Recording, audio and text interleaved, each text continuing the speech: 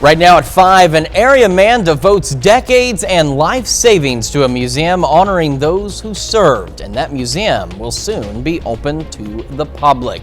And we got a pretty chilly start to the day across the 4 states, but as we've been talking about, those warmer temperatures are on the way. We'll take a look at that forecast, get you out the door. Plus, we'll hear from some local on the importance of Indigenous Peoples Day. The 4 states' most watched news starts now.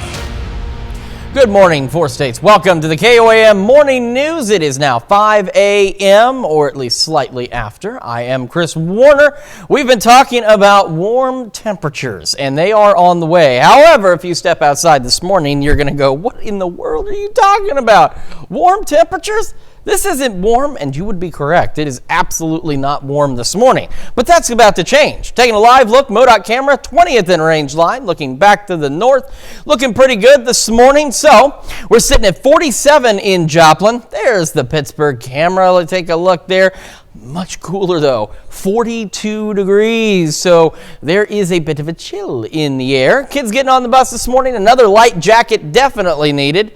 We're looking at sunny skies, 44 at 7 a.m. Southeast breeze 5 to 10. We'll hold on to that light southeasterly breeze through the morning and into the afternoon. See a few extra clouds this afternoon because we could see a stray isolated shower or two in our northern counties. We'll talk about that as well later this afternoon into the evening. Otherwise, low 70s by the time that bus brings them home. We get our morning started. It's much like yesterday, just a couple of degrees cooler initially. We'll have the sunny skies starting off in the mid-40s out there, and we'll eventually make it into the low 60s as we head into the late morning hours. And that is ahead of another fairly warm day across the 4 states. And then tomorrow, boy, it's going to get really breezy. You're going to want to hold on to your hat, your hair, your toupee, whatever it is you may need to keep secure. And we'll talk about all of that in your complete forecast here in a few more minutes. Well, Southeast Kansas authorities tracked down a wanted fugitive. They found Destiny Grassi at a home in Weir under a pile of clothes. Grassi had outstanding felony warrants for various meth and burglary-related charges. 3 other men were also arrested at the scene on allegations of interfering with law enforcement. And of course, if you're ever on the go and you still want to be able to watch our latest newscast, all you have to do is download the KOAM Plus app. Those newscasts are streamed live and available for you at your convenience. And the app is available for you with your convenience or for your convenience in the Apple App Store, Google Play Store, and of course you can get the Plus app, Apple TV, Amazon Fire TV, Roku, and Android TV. I highly recommend it. Well, after decades of work, a museum honoring veterans and other heroes is about to open in Joplin. The museum is the result of a labor of love by Claire Swatosh, who served 21 years in the United States Marine Corps. He wanted a way to honor and remember not just members of the 4 branches of the military, but police officers and firefighters. He began work on the museum back in '91. He's now 72 years old, and Swatosh says the museum will open to the public this month. Swatosh says the museum will feature memorabilia and tributes and share the experiences of families. I hope they can understand and feel a little bit about what the families go through. Not only the ones serving, but their actual families that are at home. The museum honors veterans all the way back to the Civil War, and it'll open on the 28th. It's located at 2055 Old 66 Boulevard in Joplin. Whether you're celebrating Columbus Day or Indigenous Peoples Day, the nation is reflecting on our history. KOAM's Amber Jenkins spoke to some students at Northeastern Oklahoma A&M College. You're probably used to celebrating Christopher Columbus Day on the second Monday in October, but the counter holiday, Indigenous Peoples Day, is growing. I have family members that are Native, and I think I'm Native, I don't know. But it's just that most people on their day-to-day life, they don't care about Christopher Columbus Day or any other holiday mostly. Since 2019, the state of Oklahoma has recognized Indigenous Peoples Day to honor Native Americans. The Sooner State is one of 20 states to adopt the holiday, with Texas being the latest in 2021. Students at NEO are trying to understand the nuances in celebrating Indigenous Peoples Day versus Columbus Day. Like they said, they're just saying that because like we don't have the day off and stuff, and like to the Native people, it's probably like a really important day to them. Like, but if we had this day off and stuff and a bunch of that stuff, I bet people would care about the holiday just because we have the day off. Like, I have many advantages for being Native American, and they have helped me so much with my scholarships and with just in general. And for some students living in Oklahoma, it gives them a chance to learn more about Native culture. Yeah, I've never been to a state that was so Native dominant. Like first of all, I've never met so many white Native Americans, and that doesn't matter, but it's just, I've never met so many. Reporting in Miami, Amber Jenkins, KOAM News. Well, some Native tribes in northeast Oklahoma are also planning powwows this weekend to celebrate. That's a look at our top stories and weather here in the first 7 minutes on the KOAM Morning News. Still ahead, last night we had a cross-state matchup between two of our local high school teams. We'll have details on that. Plus, the White House was illuminated in blue and white light yesterday evening in a show of support for Israel. And we talked about the warmer temperatures. I'm not making it up. It's going to warm up. We'll take a look at your forecast when the KOAM Morning News returns.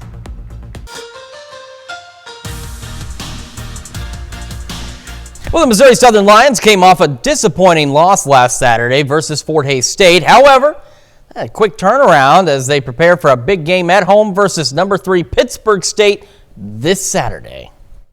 Well, they travel well, so, but no, this is being so close. Even when it's an away game, it's not really an away game because, you do everything you normally do for a home game and then you travel 20 minutes. And so, it'll be fun to play in front of the home crowd, and but we got work to do.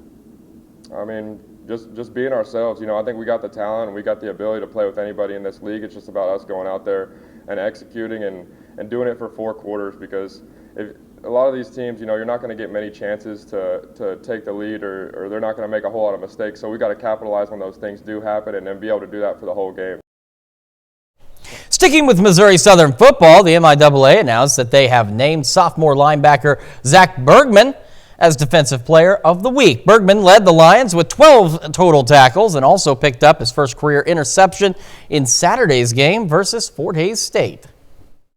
So coming in, I was a 200-pound safety out of high school, so I've gained about 35 pounds since then, and my biggest thing hasn't even been that weight, it's been learning. I've got a group of great coaches here that have allowed me to learn this game really well, and just the progression of the game and how to read different pulls or whatever, Y swipes, everything. My progression's improved that way more than anything, and I credit to all the coaches, and that has really helped me play. Last year I got quite a bit of snaps against Pitt State, so I know what they're bringing. I know they're a great team, but I also know we have playmakers that can make plays to counteract them.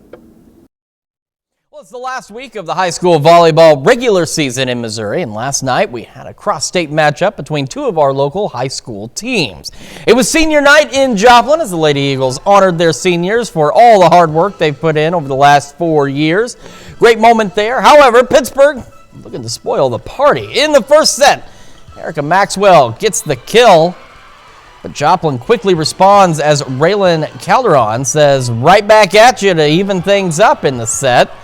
Later, senior Bailey Owens gets some velocity on it. Then in set point, Joplin goes back to Bailey Owens, and she has the smooth touch there. Joplin wins the first set 25-13. Early in the second, Lucy Arisman, what a dig, and she gets the point for the Eagles. Huge play, but Pittsburgh is hanging around. Alicia Cousins with the kill. But Joplin still has set point in the second set, and the senior Janiyah Vaughn going to finish this one off. Joplin gets the win on senior night as they beat Pittsburgh 3-0. Still to come, tell you why older adults in the U.S. still make up the majority of hospitalizations from COVID-19. Plus, we're going to tell you about that warm weather, the rain chances, and that big cool down when the KOAM Morning News makes a return. Welcome back to the KOAM Morning News at 5:15 on this Tuesday morning. Hold on. And 5:15 now on this Tuesday morning. Taking a live look, MoDOT camera, 20th and range line in Joplin. We are looking good. And okay, I'm telling you, we got to change the batteries in this thing. KDOT camera, US 69 East 520th Avenue, of course, just south of Pittsburgh. Also looking pretty good this morning. However, it is chilly outside. And that's the one thing these cameras can't show you is the cold. Unless, like I said before, if there's snow on the ground, that makes it a little more obvious. But there is no snow. But that's why we have this box telling us it is 47 in Joplin with clear skies out there. And we got some pretty chilly temperatures looking for it, Scott. 39 degrees. Forget that, okay? It's too cold. 50 in Jay, still too cold, but at least it's warmer. 52 Bentonville, 42 in Pittsburgh, 43 Parsons, 40 Chanute, and 41 Iola Yates Center and Neodesha as we get this Tuesday underway. Continuing through the morning hours, we'll see sunny skies, and we're going to go into the low 60s by late morning. So we've got a cooler start, but our temperatures, believe it or not, I didn't have to change this one from yesterday. So we're still expected to warm about the same. We're just starting off a little cooler. Now, today's highs, though, a bit warmer as well, just right around or slightly above average out there as we go into the mid, even upper 70s. So again, along and west of US 75, I don't know what it is. It's kind of like the I-44 corridor where it will rain or snow north or south of it, but not on either side at the same time, it seems. Well, from the US 65 corridor and west, it's going to be warmer than everybody else. Could even see some lower 80s out there, so do be aware of that. We'll see some increasing clouds start to go partly cloudy by later in the afternoon. And that is ahead of at least the possibility of a couple of isolated showers, primarily in our northern counties. So we're talking roughly north of, let's say, 126 and maybe even a little further north than that across the area. So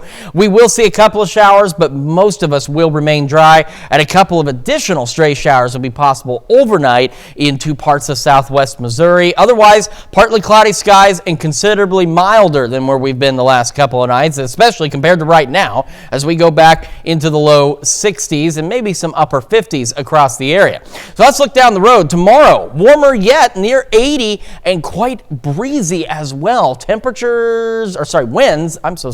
Winds gusting upwards of 30 miles an hour. So do be prepared for that. Thursday, still looking at those evening storms, but the good news is our cool down is going to be kind of stretched out where it's not going to plummet just 40 degrees in a single day. At least it's not looking like it's going to do that.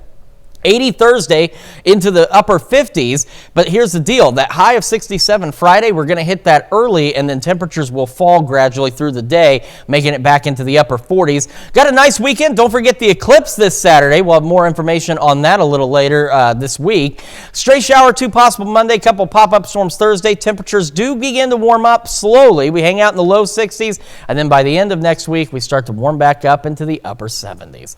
That's a quick check of your forecast. We've got Health Watch right after this. Topping Health Watch this morning, a new report says cigars are increasingly becoming popular among youth in the U.S. The report by Rutgers University finds about 500,000 youth smoke cigars, with more than 800 youth per day using it for the first time. The report says small flavored cigars, often at a cheap price, are partly to blame. The report says that cigars are now the second most popular tobacco products for youth. The Food and Drug Administration says it is finalizing plans to ban the sale of flavored cigars. And not all Americans have an equal risk of developing Alzheimer's. According to a new report from the Alzheimer's Association, Hispanic Americans are at greater risk for the cognitive disease than non-Hispanic Americans. In fact, the new research shows that Hispanics are 1.5 times more likely to develop Alzheimer's. Experts say it's important to know the early signs of Alzheimer's, a progressive and irreversible disease that causes loss of memory and thinking skills. In the early stage of Alzheimer's, people may have some memory lapses, but are still able to function normally. In the middle stage of the disease, people may experience confusion, moodiness, and have difficulty making decisions. People in the late stage often require around-the-clock care, and important things that you can do to try to prevent the disease are exercise and control diabetes and high cholesterol. Older adults in the U.S. still make up the majority of hospitalizations from COVID-19. That's according to a report published by the Centers for Disease Control and Prevention on Friday. The researchers looked at data from the COVID-19 Association Hospitalization Surveillance Network. They saw that adults 65 and older accounted for about 63% of all COVID-19 hospitalizations and 61% of intensive care unit admissions. Older adults also made up 88% of U.S. hospital deaths from the virus. According to the report, nearly all had at least one underlying condition. The report also found that roughly 3/4 of the older patients are not up to date on their COVID vaccinations.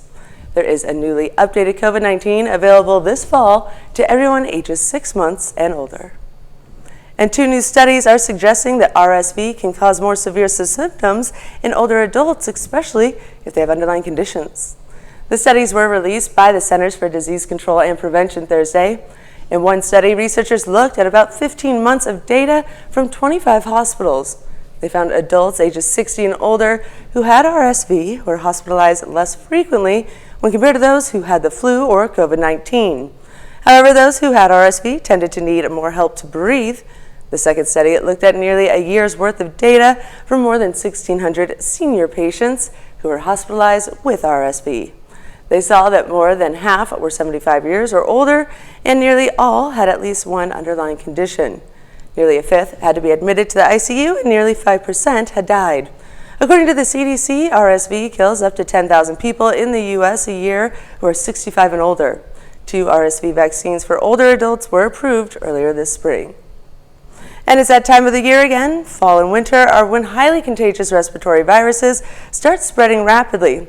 But there are things that you can do to help prevent the infection. In today's Health Minute, Mandy Gaither has more with a doctor on how to not get sick this virus season.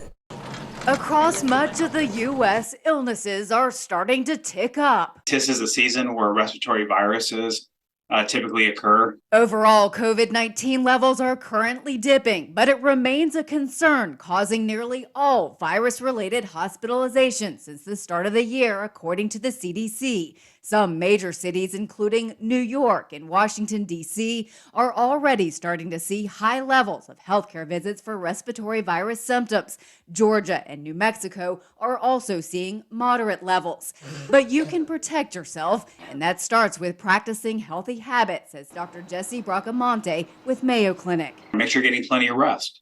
You're eating healthy, you exercise, you're taking care of yourself. This season, there are also vaccines to prevent against 3 major respiratory illnesses: flu, RSV, and COVID-19. These are effective for helping prevent severe threatening infection of these viruses. So consider that. Bracamonte says if you're sick, stay home. That'll help stop the spread and protect those who are vulnerable to severe illness. It's not worth going for your social event or work when you can stay at home and hopefully prevent your colleagues or family members and friends from getting sick. And finally, don't forget to wash those hands. For Health Minute, I'm Mandy Gaither. The doctor says to also refrain from touching your face, as that can transmit germs. He also says to consider masking to protect yourself in crowded indoor areas or avoid crowds altogether. And that's a look at some of today's top health stories. You're watching the KOAM Morning News. And we're keeping an eye on a chilly start to this Tuesday morning. We're keeping an eye on some warmer temperatures later and some thunderstorm chances later this week. Take a look at all of that in your forecast when the KOAM Morning News returns. Right now at 5:30, how a Joplin bakery is raising money for children in the foster care system. And we've got a chilly start out there for our Tuesday morning, but we are going to warm up ahead of some big changes in the forecast. Taking a look at your forecast, get you out the door coming up. Plus, this October, we are highlighting pumpkin patches in the 4 states. The 4 states' most watched news starts now. Good morning, 4 states, and welcome to the KOAM Morning News. The time now is 5:28 a.m.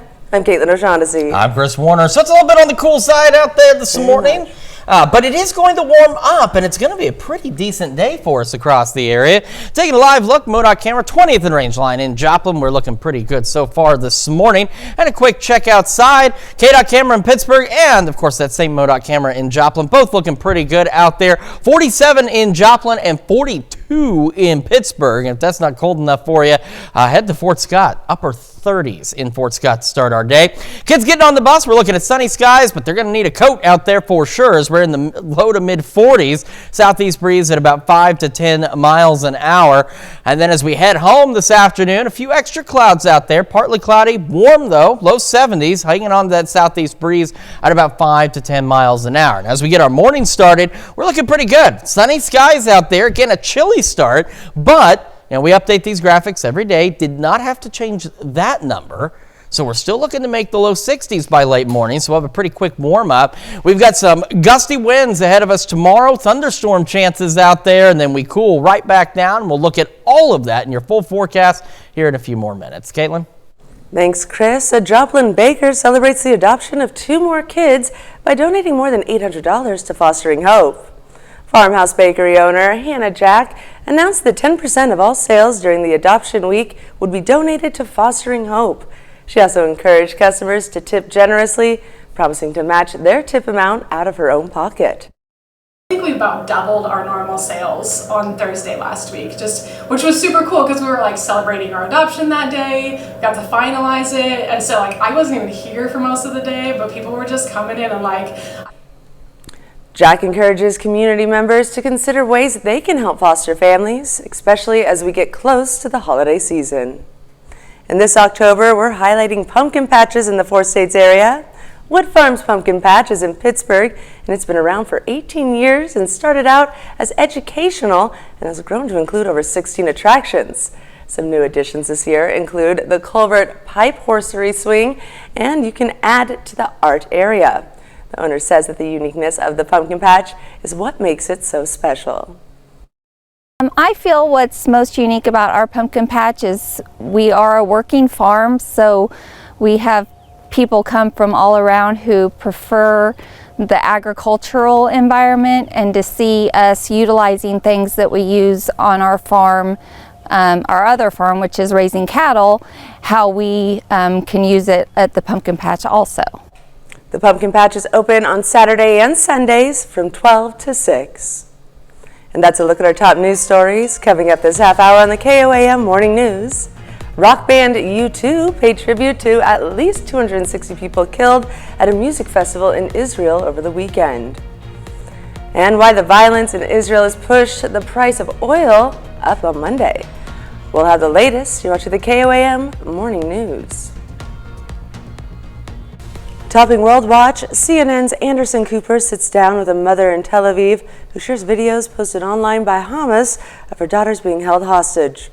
The desperate mother pleads for their return.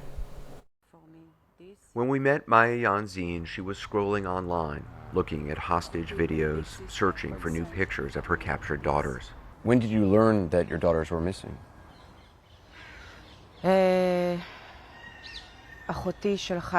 My sister sent me a photo of my older daughter Daphna sitting on a mattress in Gaza, she says. She saved it on her phone. It was posted by Hamas. The writing in Arabic says, "Dress her in prayer clothes, it's better." I thought at first that it was some kind of Photoshop the Arabs did, Maya Ayan tells me. I didn't think such a thing could be possible. You didn't believe it? No. My daughter? No. How does she look to you here? Afraid. Shock. Maya Yan was shocked when she later saw this 30-minute Hamas video live-streamed on Facebook. Her former husband, Noam, has a leg wound and is taken away.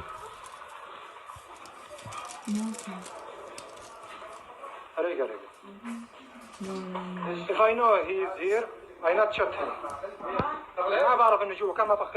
Armed gunmen question his partner Dikla, her son Tomer, and Ma'ayan's 2 terrified daughters. They're my whole lives, those girls, she says. They're everything I wanted all my life.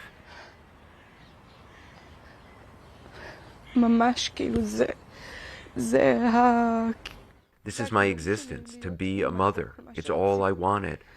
I didn't want to be rich. I didn't want to be married. I didn't want anything. I wanted to be a mom. To feel close to her daughter, she wears a tie-dye dress Daphna made for her. Her coffee mug was a gift from Ella. I love you. Ma'ayan has given DNA samples to authorities, but says she's heard nothing since then. She's desperate and just wants her daughters and all the hostages returned. I hope my daughters are watching this and I'm sending them a hug, she says.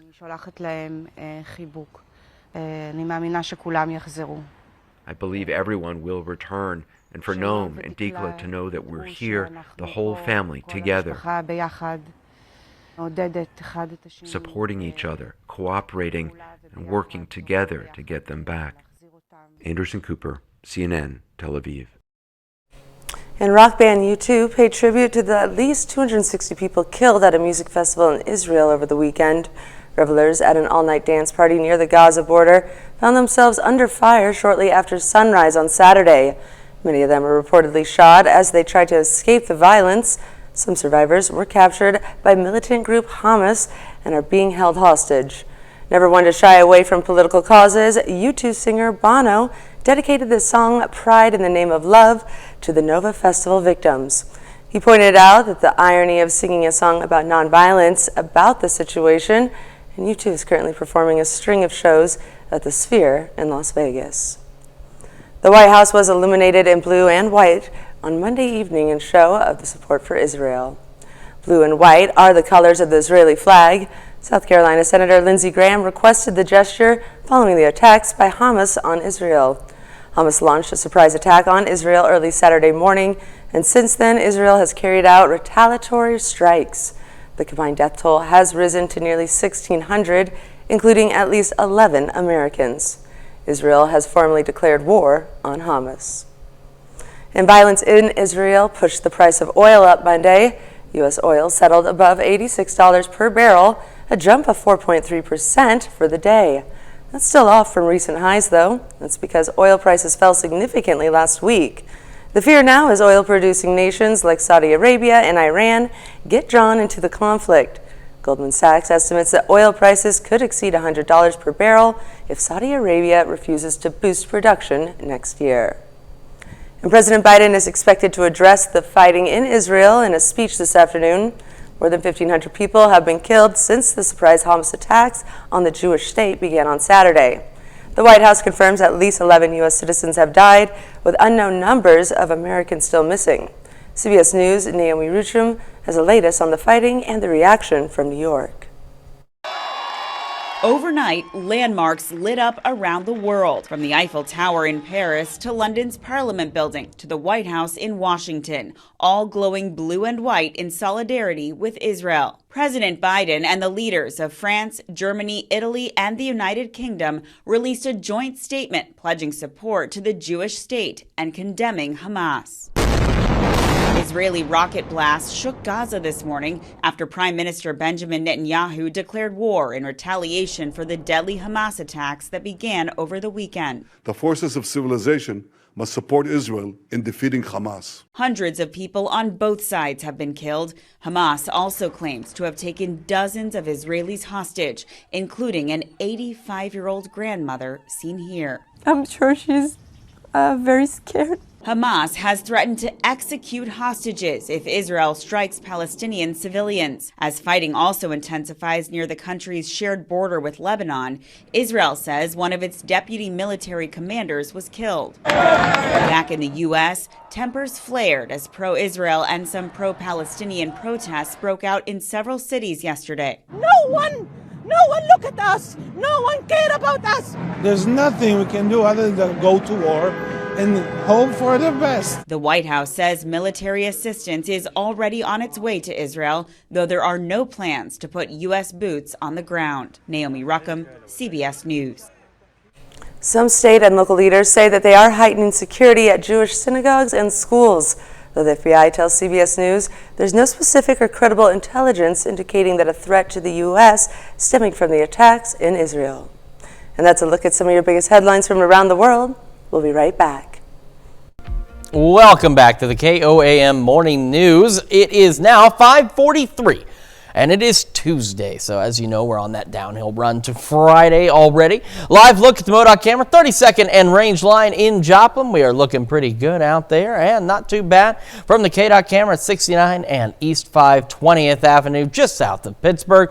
Again, a pretty decent start, but chilly for sure. How chilly is it? Well, our camera at 7th and Range Line doesn't show you how chilly it is, but then this box appears, and that does. It's 47 degrees. We got clear skies, though, and a calm breeze, but we got some even cooler temperatures than that across some of the area. We're sitting at 40 in Chanute. We're up a little warmer now in Fort Scott at 41, 44 in Miami, 42 Neodesha, 45 Chatopa, 50 in Neosho, and 51 in Monette. So we get our morning started.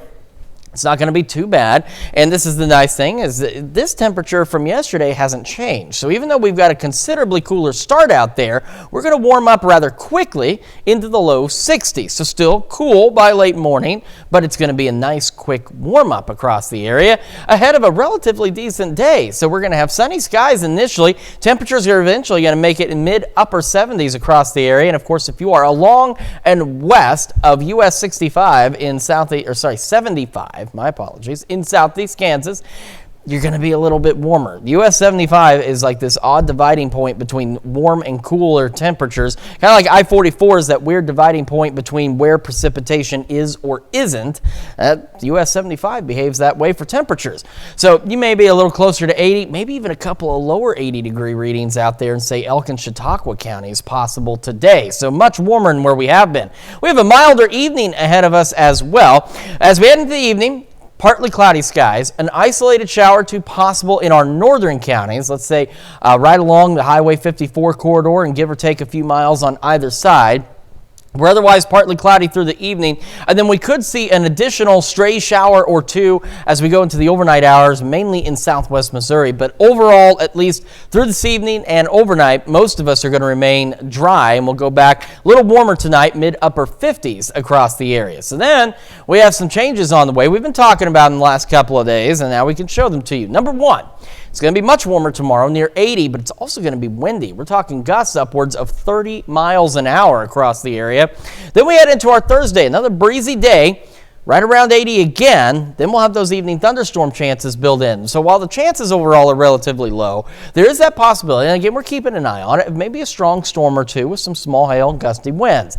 These are going to be scattered thunderstorms, so not everywhere all at once, but something that we'll keep an eye on. And the good news is, at least at this point in the forecast period, we're not looking at that big 40-degree drop on Thursday.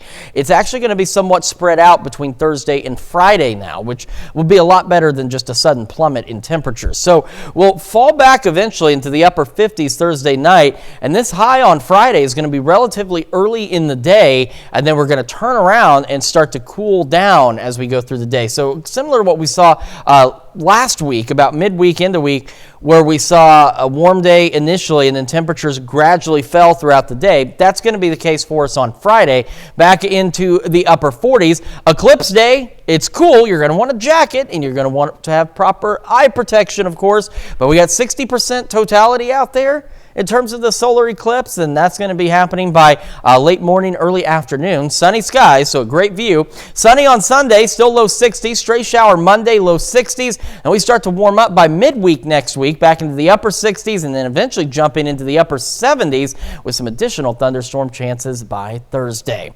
We'll be back with more of the KOAM Morning. Recently took on a 5K to honor and encourage a classmate who is battling a rare form of brain cancer. Cameron Pullum has the story. 20 students smiling ear to ear at the finish line of the Champ 5K run in Tempe, representing a beloved classmate bravely battling cancer. Everyone here ran just for Michael. He means a lot to us. 9-year-old Michael Carranza is new to the school, but welcomed with open arms. At just 3 years old, Michael was diagnosed with a rare form of brain cancer called CNS neuroblastoma. He had his first brain surgery 10 days before his 4th birthday.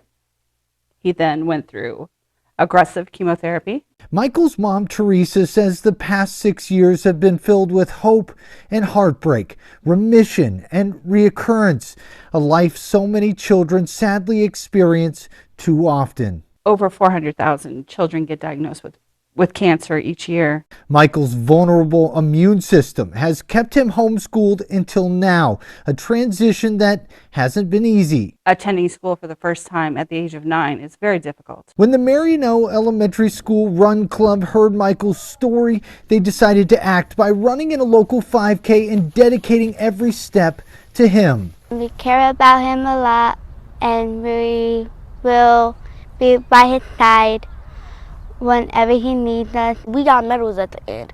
I would still give my medal to Michael because he's been fighting. They not only sought to uplift their friends' spirits, but shine a spotlight on the urgent need for increased funding and research into treatments for rare childhood cancers like Michael's. For that group to come together for him and show him the support and tell them that they're proud of him was amazing. It's a special bond, helping Michael settle in at his new school and inspiring all those who see it.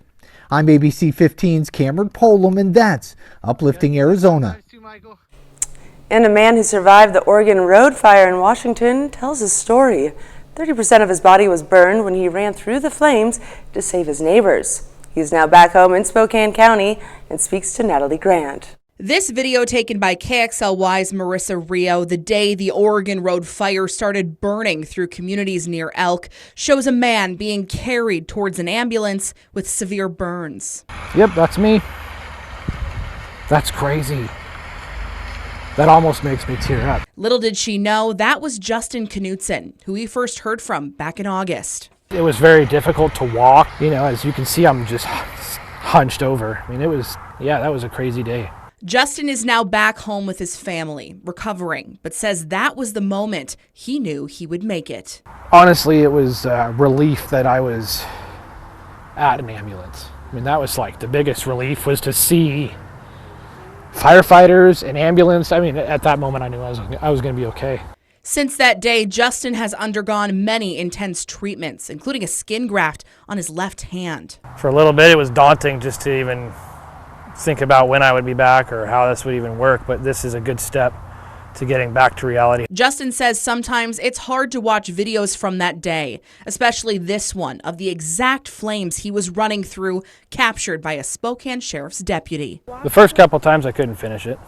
Like, as soon as he went into it, I just had to push the phone away. I've been to Afghanistan. I've done some crazy stuff in my life, and that was probably the craziest thing I've been through in my life. Now he's focused on healing and being with his family as they start to rebuild what was lost. But when asked if he would do it all again to help his neighbors, in a heartbeat, if there's people that need help, I'm on my way. It's not even a thought, really. I'm going to be there.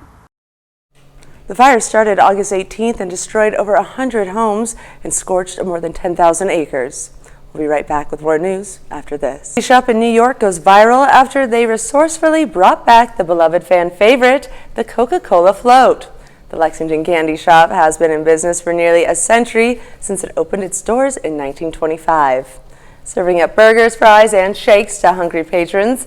But the old-fashioned establishment met the new world when a popular TikTok influencer took a snap of the classic way that they are still making their Coca-Cola float. And Half Moon Bay holding the 50th annual Safeway Pumpkin Weigh-Off on Monday with a potential reward of $30,000 to anyone who breaks the previous world record. Pumpkins are worth $9 per pound, and participants have the chance to attempt breaking the current world record, which is set at 2,703 pounds. The winners in the top 20 can also potentially win thousands of dollars as well. The champion of the competition this year will win a free weekend at the Ritz-Carlton on the Half Moon Bay coast.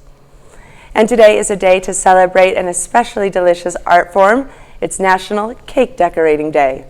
A dessert dating back for centuries is being celebrated with a modern twist.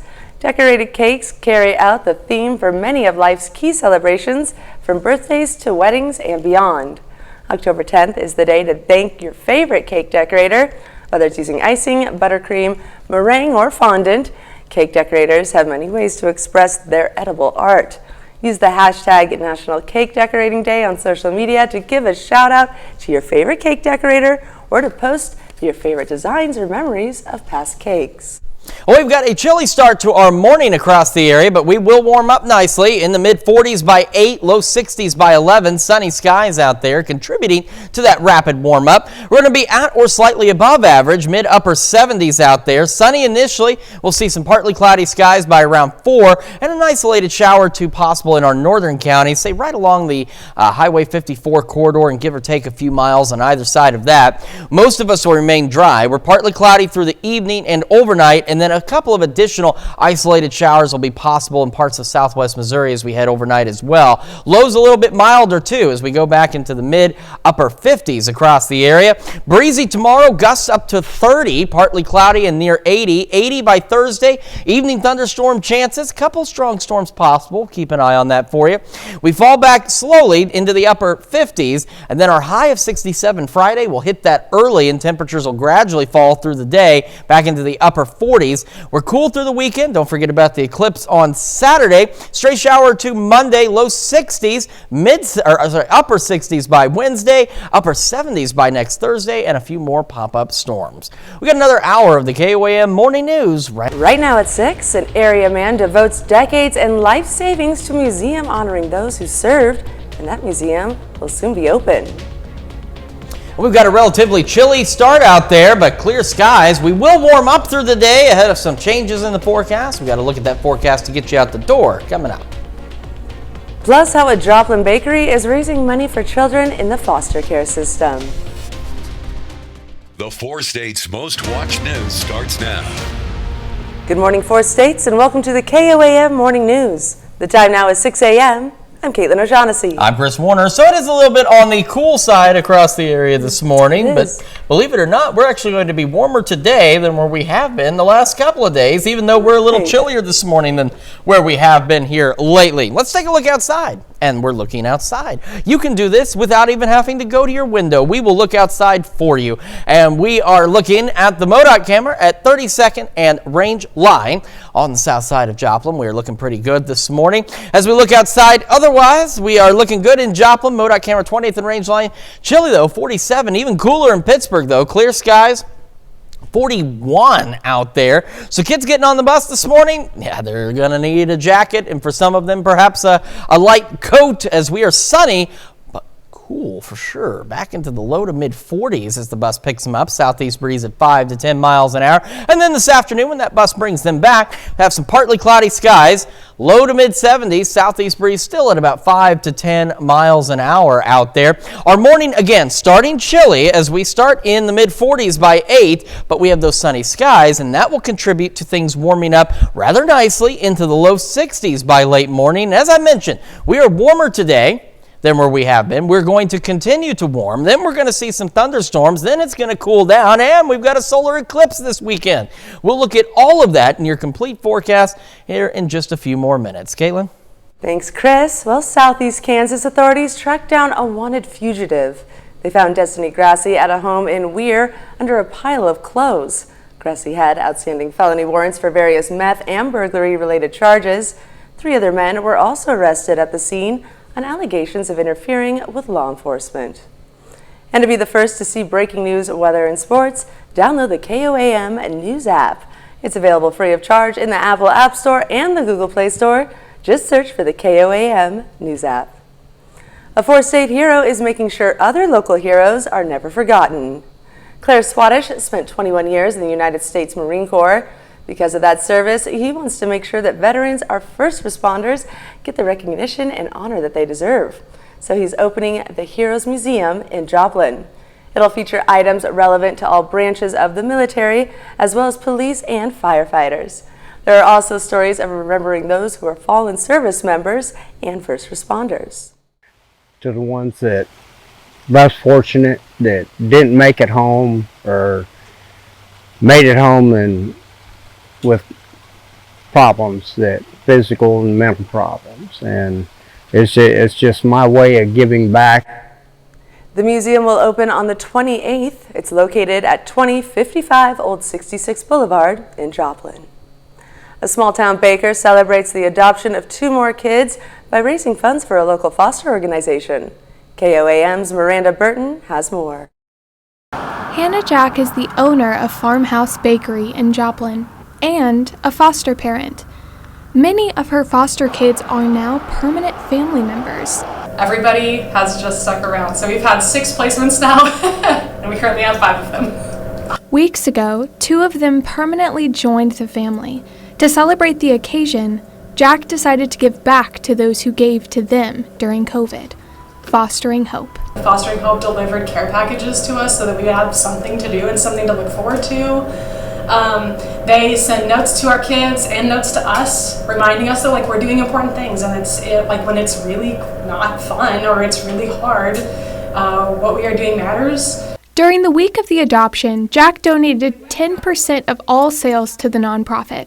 Tips plus an out-of-pocket match were also donated. I think we about doubled our normal sales on Thursday last week, which was super cool because we were like celebrating our adoption that day, got to finalize it, and so like I wasn't even here for most of the day, but people were just coming in, and like I came in and there was like 2 $50 checks in the tip jar. At the end of the day, Farmhouse Bakery and its patrons raised $837. A lot of times when kids come under foster care, they can't bring a lot of stuff with them, so families can bring them to that location. We have shoes and toys and clothing and toiletries. All of it's donated by the community, so we're then able to turn around and give it to free. Since Fostering Hope relies on the generosity of the community, a surprise gift doesn't go unnoticed. It just makes all the difference because you realize you are kind of making a difference in families' lives, and they're turning around and wanting to help make a difference in the families that we're continuing to serve. Jack asks others to consider how they can help local foster families. So those are 2 really good ways to support foster families. Even if you can't be one, become a licensed respite provider, or just find ways to support foster families in whatever way works. Reporting from Joplin, Missouri, this is Miranda Burton with KOAM News. Fostering Hope is about to enter its busiest season with Christmas just around the corner. They helped provide gifts for more than 600 area children last year. And that's a look at this morning's top stories and weather in our first 7 minutes. Coming up on the KOAM Morning News. Why thousands of Kaiser Permanente healthcare workers could strike for a second time. Plus, a Colorado dentist accused of killing his wife by poisoning. We'll have the latest. Plus, don't forget, Chris Warner returns with another look at your Tuesday forecast. You're watching the KOAM Morning News. We'll be right back.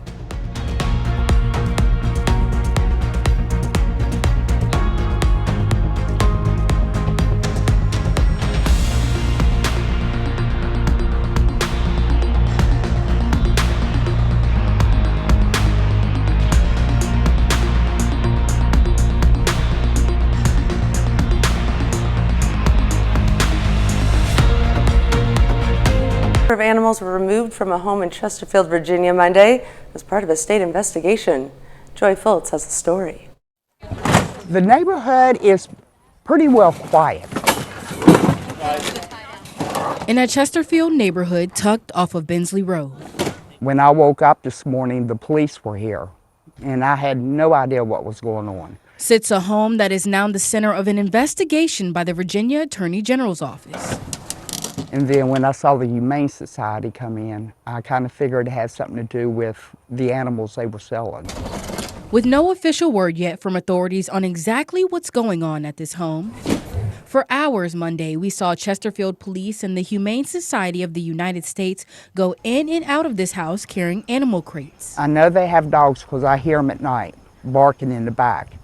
But as far as anything else, I knew nothing about. With some crates brought out of the house with cats inside and dozens more stacked outside of the home sitting empty, a neighbor who did not want to be named says she was shocked hearing there may be over 100 animals on the property. You know, I would see cars go in and they come out with crates, but I didn't realize it was that many. As animals were taken out of the house, it seemed they were each being checked briefly by someone with the Humane Society and then put into a truck. I got a feeling they're going to be here all day. This is the first time, you know, that we've had this kind of incident on this street. Police were also seen going in and out of the backyard through an entrance in a tall gate surrounding the area. The neighbor says she believes there's a large animal crate in the back. I know they have dogs because I hear them at night barking in the back. But as far as anything else, I knew nothing about. She says she's especially surprised because the people that live in the home have always been kind to her. I come out to the mailbox and they would be out in the yard or something. They would speak to me. They were nice as could be. But says she hopes justice is served if any crimes were committed. If there's wrongdoing over there, then they need to pay for it. I just hope they find a good home for all these animals. Police say that the Attorney General's office is handling the investigation. The AG's office said that they were unable to comment at this time as it's an ongoing investigation. A 2024 Republican presidential candidate campaign is launching a gas gift card program in a push to qualify for the third GOP primary debate. North Dakota Governor Doug Burgum's campaign is giving out $20 gift cards for a $1 donation to new donors. In the wake of rising fuel prices nationwide, the new program will also help the Burgum's campaign exceed the 70,000 unique donor threshold the campaigns need. In order to be eligible for the next Republican presidential debate, as of Monday, the Burgum's campaign needs fewer than 10,000 new donors to reach that threshold. The debate will be held on November 8th in Miami. One of the last 3 known survivors of the 1921 Tulsa, Oklahoma race massacre has died. Hughes Van Ellis died Monday morning at the age of 102. The World War II veteran died in Denver, Colorado, where he lived for many years. Ellis was a few months old when he and his sister, Viola Fletcher, fled their Tulsa home from racial violence. In June of 1921, a white mob targeted black residents and destroyed Tulsa's Black Wall Street district. Nearly 300 people were killed and more than 1,000 homes were destroyed. The last 2 remaining survivors are Ellis' 109-year-old sister Viola, along with 108-year-old Leslie Benningfield Rattle. Thousands of Kaiser Permanente healthcare workers could be on strike for a second time. The coalition of unions representing the workers say that they will walk off the job again next month if a deal is not reached. The first strike began on October 4th and ended on the 7th after an employment contract for 75,000 Kaiser workers expired without a new agreement. It was the first national strike effort at Kaiser Permanente and the largest healthcare worker strike in the U.S. history.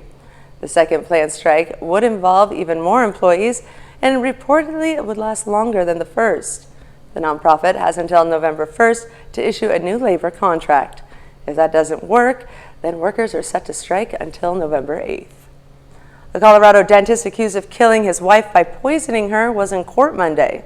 James Tolliver Craig pleaded not guilty to charges of first-degree murder and tampering with evidence. He's accused of lacing his wife's protein shakes with arsenic last March. Angela Craig died at a hospital after she suffered severe headaches and dizziness. Court documents show that Craig had a number of suspicious internet searches in the weeks leading up to her death, including how to make poison. Craig's trial is set to begin April 19th with jury selection. Testimony in the case is expected to begin the following week. Craig is currently being held without bond and is now allowed to have contact with his 6 children. Still no arrests in that weekend shooting at Bowie State University in Prince George's County, Maryland. The shooting on Saturday night happened during homecoming festivities, and the gunfire wounded 2 people.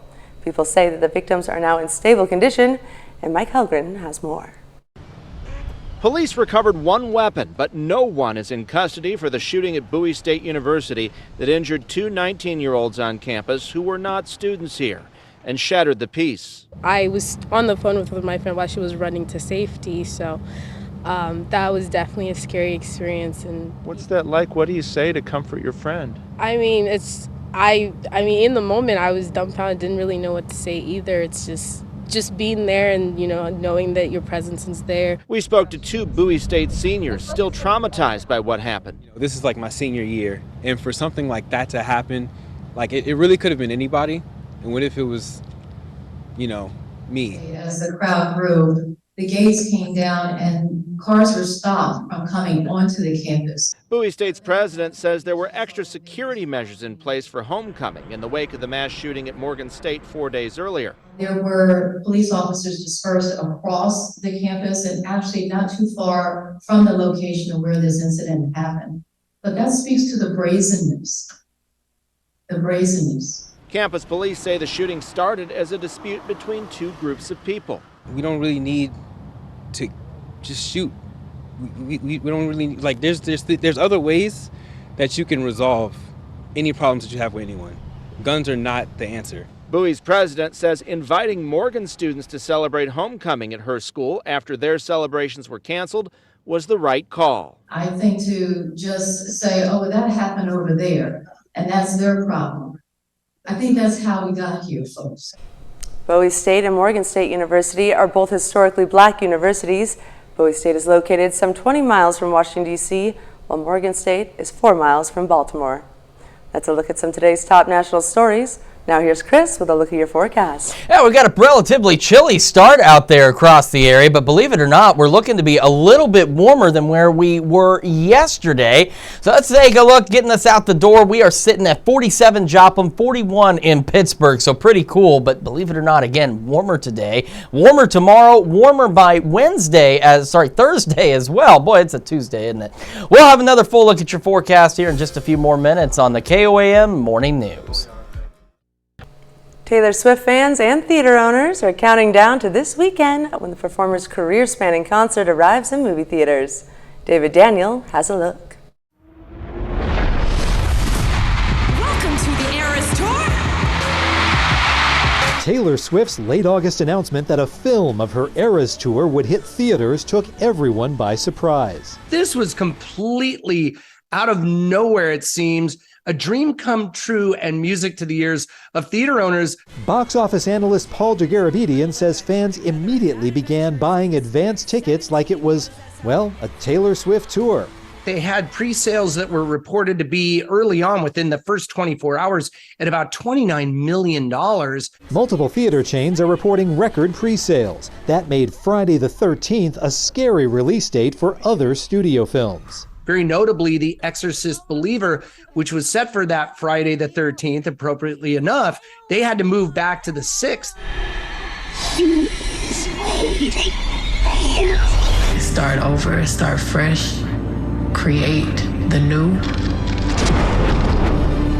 That's what the Renaissance is about. Eras isn't the only major music tour headed to theaters. Renaissance, a film by Beyoncé, chronicling the tour that drew 2.7 million fans, figures to bring more to theaters when it opens December 1st. I think we're going to see a renaissance, if you will, in the whole genre of concert films and music in theaters. It's going to be called the Eras Tour.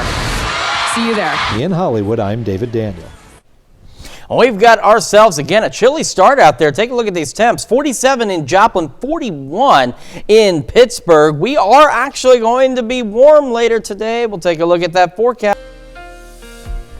Welcome back to the KOAM Morning News, 6:23 now on this Tuesday morning, and we are taking a live look at the MoDOT camera, 32nd range line in Joplin, and we've got a clear but crisp start for us on this Tuesday. Same from the KDOT camera at 69 East 520th Avenue, just south of Pittsburgh, and our camera at 7th and range line. Clear skies out there, but again, a bit on the crisp side, 47, and now with that east breeze at 5, we officially have a 2-degree wind chill. Feels like 45 out there. And temperatures around the region, boy, it is again cool. Fort Scott's come back down to 39 again. 39 now in Yates Center as well. 41 in Pittsburgh, 47 Parsons, 44 Miami, 48 Neosho. A little bit warmer in Monette, sitting at 50 degrees this morning. We will see sunny skies as we get the day started. Mid-40s by 8, low 60s by late morning. We head into the afternoon. We're going to spend most of the day sunny. Then we'll start to see some increasing cloud cover out there. Partly cloudy skies. We're going to go mid-upper 70s. And, of course, along and west of the highway, or the US 75 corridor. So used to talking about Highway 69 that you just throw it in there. Anyway, along and west of the US 75 corridor, could be a little warmer, maybe even a couple of lower 80-degree readings out there. Later this evening, a stray shower or two possible, mainly in our northern counties along and north of Highway 54. Partly cloudy skies otherwise. Most of us will be partly cloudy overnight, but another stray shower or two possible, mainly in southwest Missouri. But again, the majority of the area dry. We'll fall back into the mid to upper 50s for our overnight lows. And as we look down the road, We're going to be breezy tomorrow, gusts upwards of 30 miles an hour. Thunderstorms on Thursday in the evening. A couple of strong storms possible, something we're keeping an eye on. 80 or near 80 both days. Then we've got a gradual temperature decrease. We're going to fall back into the upper 50s Thursday evening. Our high on Friday, talking upper 60s, that's going to happen early. And then similar to what we saw last week, we're going to start to see temperatures gradually fall through the day. So not a plummet, but eventually down into the upper 40s. We're going to be cool and clear for Saturday, which is great weather for the eclipse. It's going to be late in the morning and early afternoon hours across the area, so be ready for that. Nice day on Sunday, still cool, low 60s. Stray shower to Monday. Otherwise, again, low 60s through Tuesday. Warming up Wednesday into the upper 60s, upper 70s by next Thursday, and a stray pop-up storm or two possible out there as well. That's a quick check of your forecast. Now here's Caitlin with Health Watch. Thanks, Chris. Well, it's that time of year again. Fall and winter are when highly contagious respiratory viruses start spreading rapidly. But there are things that you can do to help prevent infection. In today's Health Minute, Mandy Gaither has more on how to not get sick this virus season. Across much of the U.S., illnesses are starting to tick up. This is a season where respiratory viruses typically occur. Overall, COVID-19 levels are currently dipping, but it remains a concern, causing nearly all virus-related hospitalizations since the start of the year, according to the CDC. Some major cities, including New York and Washington, D.C., are already starting to see high levels of healthcare visits for respiratory virus symptoms. Georgia and New Mexico are also seeing moderate levels. But you can protect yourself, and that starts with practicing healthy habits, says Dr. Jesse Bracamonte with Mayo Clinic. Make sure you're getting plenty of rest. You're eating healthy, you exercise, you're taking care of yourself. This season, there are also vaccines to prevent against 3 major respiratory illnesses: flu, RSV, and COVID-19. These are effective for helping prevent severe threatening infection of these viruses, so consider that. Bracamonte says if you're sick, stay home. That'll help stop the spread and protect those who are vulnerable to severe illness. It's not worth going for your social event or work when you can stay at home and hopefully prevent your colleagues or family members and friends from getting sick. And finally, don't forget to wash those hands. For Health Minute, I'm Mandy Gaither. The doctor says to also refrain from touching your face, as that can transmit germs. He also says that you should consider masking yourself to protect from crowded indoor areas or just avoid crowds altogether. And stroke could cause nearly 10 million deaths annually by 2050, and that's according to a new report in the Lancet Neurology. The report warns of a 50% increase in deaths, mostly in low and middle income countries, if urgent action isn't taken to improve prevention, care, and rehabilitation. New research suggests a possible risk factor for preeclampsia. The study in the Journal of Nature Genetics finds that if a placenta grows too fast, it can contribute to the risk of preeclampsia and to earlier delivery of the baby. Researchers identified 40 variations in the genetic code linked to how big a placenta can grow. And less than a third of patients are going to cardiac rehabilitation after some heart procedures. Cardiac rehab is recommended for patients undergoing heart valve repair or replacements. The study authors from Michigan Medicine say it's been shown to improve quality of life after procedures. That's a look at some of today's top health stories. We'll be right back. Right now at 6:30, we'll hear from some local students on the importance of Indigenous Peoples Day. And we've got a cool start across the area this morning. We're actually going to be warmer today than where we've been the last couple of days. Got to look at that forecast to get you out the door coming up. Plus this October, we're highlighting pumpkin patches in the 4 states area. The 4 states' most watched news starts now. Good morning, 4 states, and welcome to the KOAM Morning News. The time now is 6:31 a.m. I'm Caitlin O'Shaughnessy. I'm Chris Warner. So again, it's a little bit on the chilly side across the area this morning, but believe it or not, we're going to be warmer today than where we were yesterday and the day before that as our warming trend continues. Take a look outside. MoDOT camera, 32nd in range line in Joplin. As you can see, we're looking pretty good. What you can't see is the fact that it is chilly, but thankfully this will show us that chilliness. So we're sitting at 47 in Joplin, clear skies Pittsburgh, and much cooler down to 41 right now. So kids getting on the bus this morning, jacket, perhaps a light coat absolutely necessary as we're in the low to mid 40s, but will be sunny. Southeast breeze at about 5 to 10. See a few extra clouds out there by this afternoon, going partly cloudy, 73 by the time the bus brings them home, but holding on to that southeast breeze at about 5 to 10 miles an hour. We'll hold on to sunny skies through the morning. That will actually help facilitate a rather quick warm up from the mid 40s by 8 to the low 60s by 11 this morning. That is ahead of a day where we're looking at temperatures into the mid-70s across the region. We'll take a look at that complete forecast, talk about the wind that's coming up, the thunderstorms coming up, the cool down that's coming up, all of that and a lot more in your full forecast here in a few more minutes. Caitlin? Thanks, Chris. Well, whether you celebrated Columbus Day or Indigenous Peoples Day, the nation is reflecting on our history. Since 2019, the state of Oklahoma has adopted Indigenous Peoples Day to honor Native Americans in lieu of Columbus Day. The Sooner State is one of 20 states to adopt the holiday, with Texas being the latest in 2021. I have family members that are Native, and I think I'm Native, I don't know. But it's just that most people on a day-to-day life, they don't care about Christopher Columbus Day or any other holiday, mostly. Some local tribes in northeast Oklahoma are also planning on powwows this weekend to celebrate Indigenous people. And this October, we're highlighting pumpkin patches in the 4 states area. Wood Farm's Pumpkin Patch in Pittsburgh has been around for 18 years and started out as an educational and has grown to include over 16 attractions. Some new additions this year include the culvert pipe horsery sewing, and you can add to the art area. The uniqueness of the pumpkin patch is what makes it special. It's just the agriculture and understanding, where food and crops come from. We had a field trip last week and the teacher was so excited to be able to show the kids the various stages of the pumpkins growing, because at least half of her class thought pumpkins grew on a tree. So to learn that they actually grew on a vine, just priceless. The pumpkin patch is open on Saturday and Sundays from 12 to 6. And that's a look at our top news stories coming up this half hour on the KOAM Morning News. Why more destinations and hotels are catering to couples wanting to get away. And we'll have another check of that forecast, just how warm we're going to get when the KOAM Morning News returns.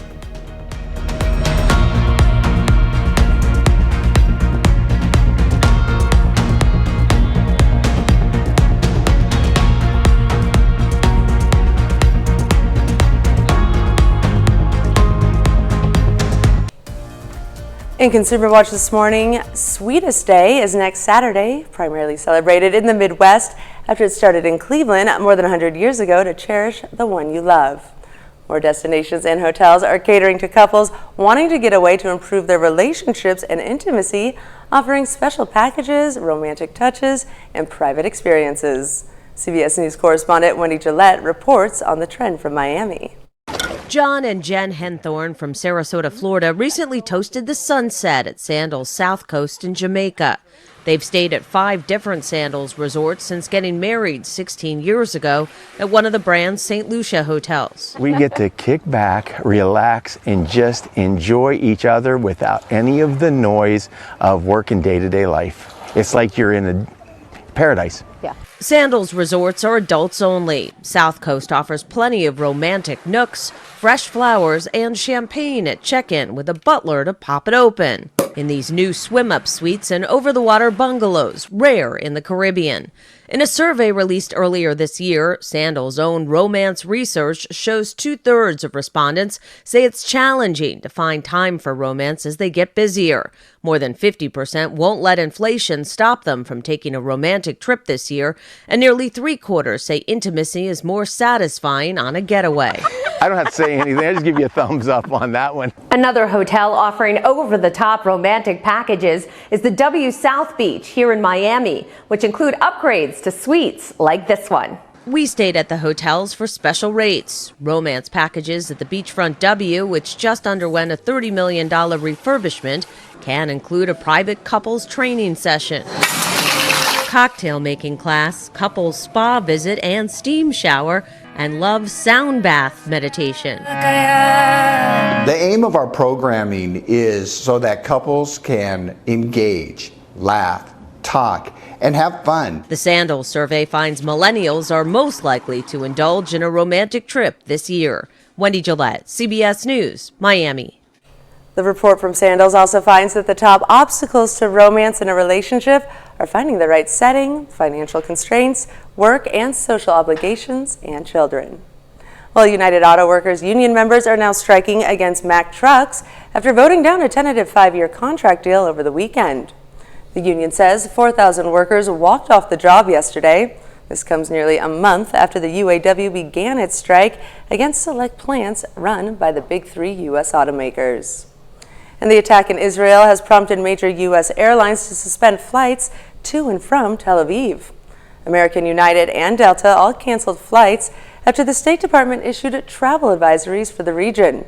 Many airlines in Europe and Asia are also putting flights on hold. And the price of mailing a letter could go up again in the new year. The U.S. Postal Service has filed a notice with regulators on its plan to raise the cost of a stamp from the current 66 cents to 68 cents starting January 21st, 2024. If approved, it would be the 5th price hike since 2021. And one of the country's biggest maker of paper products is also a reliable producer of preemie diapers. Kimberly-Clark has a manufacturing plant in Wisconsin, and the company has produced nearly 30 million nano and preemie diapers over the past decade. Olivia Acri got an exclusive look at how the process works. Hello! That's KCPX team leader Emily Schmitz. What they're doing here is a very unique process. That unique process? Hand inspecting preemie diapers. Schmitz said that every one of the products is important, but this one is extra special because we hand inspect and package each one here in Neenah, Wisconsin. This is Kimberly-Clark's only facility making these preemie diapers. It is unique to Kimberly-Clark. It's unique to Huggies. We're really helping to promote the healthy growth and development of low birth weight babies. And every day, they take special care of these tiny diapers that will eventually be worn by their tiniest customers. It all started 10 years ago when Kimberly-Clark partnered with NICU nurses to improve preemie diapers. When we have a new product idea, we start, very basic, and we kind of scale it up here at the facility. Facility manager Andy Greeno says it's not just diapers. KCPX facility is a pilot facility for our personal care products. They're making Huggies, Pull-Ups, Goodnights, Depends, Poise, and Kotex. All of that innovation happens right here in what Greeno called an engineering playground. The work that we're doing today on new product innovations, new material or new technology innovations might not be launched on store shelves for 2 to 5 years. As for the nano and micro preemie diapers, they've made a lot of progress and even more diapers. We are getting ready to celebrate our 30 millionth diaper ever produced. That's very exciting, 30 million diapers. I'm a local guy myself. I grew up in this area, and since I was a little kid, you knew that Kimberly-Clark was a great company and they invented innovative products. And preemie diapers are worn by babies that weigh 6 pounds or less. And that's it for Consumer Watch. Now here's Chris with another look at your forecast. Yeah, we're taking a look outside at the MoDOT camera, 32nd and range line in Joplin. We've got clear skies, but definitely cool conditions. Sitting at 47 in Joplin and cooler over in Pittsburgh, down to 41 right now. We will, though, warm up through the day, but it's going to take a minute. Kids getting on the bus, they're going to need a jacket, perhaps a light coat. As we go low to mid 40s, sunny skies, southeast breeze 5 to 10. We'll see clouds start to build in, partly cloudy skies by this afternoon, low to mid 70s, southeast breeze at about 5 to 10 miles an hour. As we get our morning started, again, sunny skies through the morning. That will allow us to warm up rather quickly from mid 40s by 8 to low 60s by 11 ahead of a fairly warm day out there across the area. We're going to take a look at that complete forecast, talk about the changes on the way here in just a moment. It's also just about time to celebrate birthdays and anniversaries. Those are coming up after the break. But first, these fine folks in New York are getting ready for CBS Mornings. So why don't we see what they've got coming up on CBS Mornings? I'm Nate Burleson. Coming up on CBS Mornings, award-winning journalist Lisa Ling joins us with her first piece for CBS News, an inside look at what may be the most controversial high school class in America, AP African American Studies. That's coming up on CBS Mornings. Time for those Tuesday birthdays here in the 4 states, and we are going to begin in Carterville with Cora High celebrating birthday number 6. Says, have a wonderful day. Love, Papa and Nana. And taking it over to Girard, Kansas, happy 7th birthday to Bracken Beasley. And in Baxter Springs, we've got Kenny Russell celebrating number 9. Happy birthday, Kenny. And happy birthday, Rush Newton, who today turns 13 over in Fort Scott. And just to the south in Pittsburgh, Lyric Jaden Jarvis celebrating birthday number 15 with love from your family. And happy 15th birthday to Cameron Sanders. She's a freshman at Southeast High School. Love Grandpa Terry and Grandpa Jim. And in Girard, Mike Carr celebrating birthday number 45 with love, 49. You know what? We can just call it 45, can't we, You look Mark? 45, Mike. Yeah, we'll go with that, with lots of love coming from your family. All right, and happy 51st birthday to David Lewis over in Joplin. It says here, I would love to wish my husband a very happy birthday from his wife Carrie and our fur babies, Maverick, Gretchen, Ranger, and Liza. All right, and over in Girard again, we've got Bob Allen celebrating birthday number 94. Happy birthday, Bob. All right, and we got some twins here. Happy birthday to Ron Carr and Don Carr. Now, Ron is in Fort Scott, Kansas. Don is from Neosha. So they are twins, and it says, happy birthday, love your family. And in Columbus, Paul Morris celebrating another year wiser. Happy birthday, Paul. And happy birthday to Kelly Krumsick over in Frontenac, Kansas. Also in Frontenac, Hayden Pyle celebrating a birthday today. Happy birthday, Hayden. And happy 25th anniversary to Randy and Amy Black over in Carthage. And we've got Kathy Cole celebrating a belated birthday. Kathy's birthday was on Monday. Very happy birthday to all of you on our list. And that was a fair amount of pictures. That's the way we like it. How can they help us keep it up, Caitlin? All you have to do is just submit to birthdays at KOAMnewsnow.com. Like Chris said, we do love our pictures, but we also love those special messages to give your loved ones a shout out. So, send us all you got. Make sure that you do that. And we've got a great day to celebrate a birthday. Now, right now, you're probably waking up going, no, it's not. It's a little cold out there, but it's going to warm up. MoDOT camera, 30-second and range line. We are cool, but we've got clear skies. As we're getting a little more daylight, you can see the clear skies up there. And from the KDOT camera at US 69 and East 520, just south of Pittsburgh, also clear skies as we get this Tuesday underway here in the 4 states. Clear skies and one spider web from our camera at 7th and range line, sitting at 47. The east breeze at 5, giving us a 2-degree wind chill of 45 degrees out there. And we've got cool temperatures around the entire region. 41 in Pittsburgh, 39 in Fort Scott, 40 Nevada, 43 Iola, 47 in Parsons, 44 Miami, 48 in Neosho, Bentonville, the warm spot sitting at 50. So again, we get our morning started, plentiful sunshine out there for the first half of our day. We're going to go from the mid-40s by 8 to the low 60s by 11, and that is ahead of a pretty nice warm-up today as we're looking at highs in the mid to upper 70s across the area with those sunny skies. We'll start to go partly cloudy by about 3-4 o'clock out there, and that is ahead of a few isolated shower chances. And of course, with that high, just want to remind folks, if you're along and west of US 65 in southeast Kansas, probably going to be a little warmer. In fact, some of you could even see highs into the low 80s today. Isolated shower possible along and give or take a few miles either side of US 54 out there. Otherwise, the majority of us will be dry, partly cloudy through the evening, and then another round of maybe an isolated shower or two, primarily in southwest Missouri, overnight tonight. Otherwise, again, partly cloudy, a little bit warmer than where we were last night as we go back into the mid to upper 50s. Big changes on the way. We're going to go near 80 tomorrow, breezy, gust as high as 30, breezy again Thursday, evening thunderstorm chances. There's that possibility of a stray strong storm or two with maybe some small hail, gusty winds, something we're keeping an eye on. And the good news is, the latest forecast trends, we are not looking to plummet Thursday like the models were initially showing us. We're going to have a gradual cool down between Thursday and Friday. So 80 down to the upper 50s.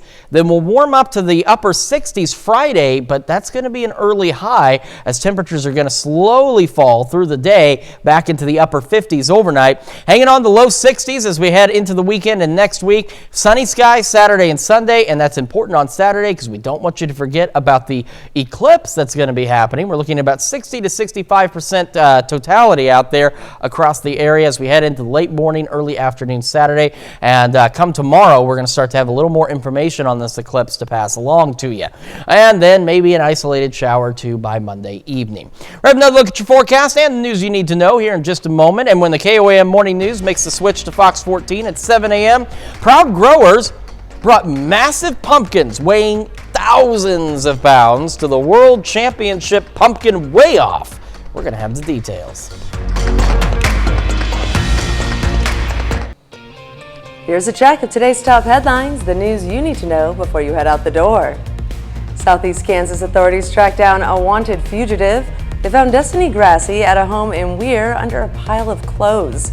Grassi had outstanding felony warrants for various meth and burglary-related charges. 3 other men were also arrested at the scene on allegations of interfering with law enforcement. After decades of work, a museum honoring veterans and other heroes is about to open in Joplin. Claire Swadesh spent 21 years in the United States Marine Corps. Because of that service, he wants to make sure veterans and first responders get the recognition and honor they deserve. So he is opening the Heroes Museum in Joplin. It'll feature items relevant to all branches of the military, as well as police and firefighters. There are also stones of remembrance for fallen service members and first responders, and the museum will be open on the 28th. It's located at 2055 Old 66 Boulevard in Joplin. And whether you celebrated Columbus Day or Indigenous Peoples Day, the nation is reflecting on our history. Since 2019, the state of Oklahoma has adopted Indigenous Peoples Day to honor Native Americans in lieu of Columbus Day.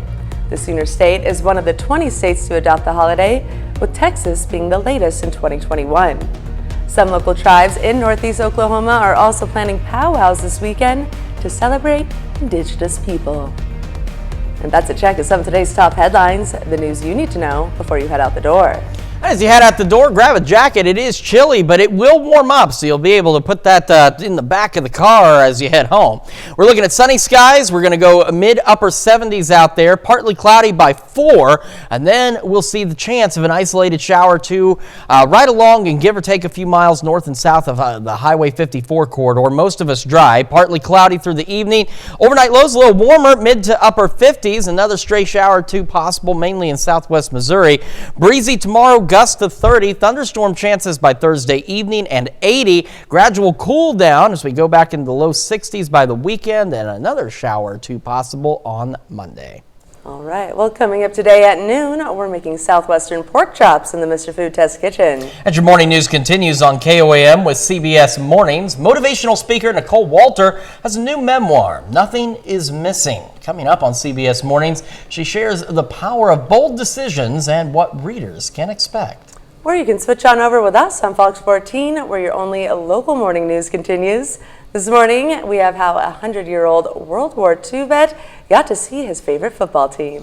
Plus, Jason Wren and Brian Wren from the Waco Schoolhouse Haunt join us in the studio, talk about how they are preparing for Halloween. So you definitely don't want to miss that. That's going to wrap it up for us for now, though. We will be back here tomorrow morning at 5 a.m. And we'll see you right back here today at noon.